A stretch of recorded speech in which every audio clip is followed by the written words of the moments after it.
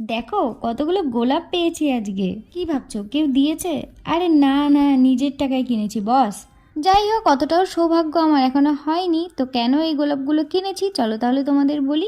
সামনে এত কিছু দেখে হয়তো ভাবছো আবারও মনে হয় মেয়েটা ভুংভাং রান্না করতে চলে এসছে। আরে না গো, আজকে কোনো ভুলভাল রান্না করব না, কারণ এই ভুলভাল রান্নাগুলো তো এতদিন আমি টেস্ট করেছি আর তোমরা সেটা ভিডিওটা দেখেছো। কিন্তু আজকে তো আমি টেস্ট করব পাবলিককে। ভুলভাল বানালে কি হবে সেটা আর আমি এক্সট্রা করে বলছি না।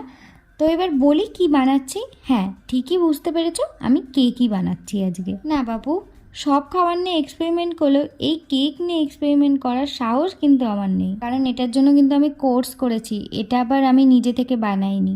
যারা প্রথম থেকে ভিডিও দেখো তারা তো জানোই যে আমি একজন হোম বেকার, আমি কেকের বিজনেস করি। হ্যাঁ, সেগুলো আমি শেয়ার করি না, কিন্তু আজকে কেন জানি ইচ্ছে হলো যে চলো দেখাই তোমাদেরকে আমি কি করে কেক বানাই। আর আজকে আমি বানাবো 2 টায়ারের কেক। আর এটা হচ্ছে আমার দাদা বৌদির অ্যানিভার্সারির জন্য বানাচ্ছি, ওদের ফার্স্ট অ্যানিভার্সারি আজকে। তো ওখানে তো আমিও যাব, সেখানে একটু তাড়াহুড়োই করছিলাম কেকটা বানানোর জন্য। আর আমি এই কেকটা না মাত্র 3 ঘন্টাতে বানিয়েছি, মানে এতটা টাইম কম ছিল।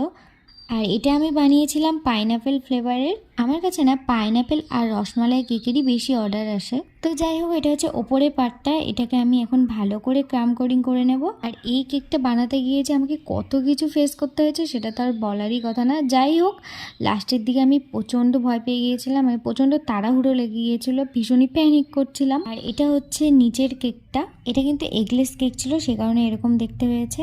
পরে তো আর কোনো ক্লিপস নেওয়া হয়নি। তো চলো এবার তোমাদের ফাইনাল লুকটা দেখাই। আর এটা হচ্ছে আমার কেকের ফাইনাল লুক, কেমন হয়েছে জানিও।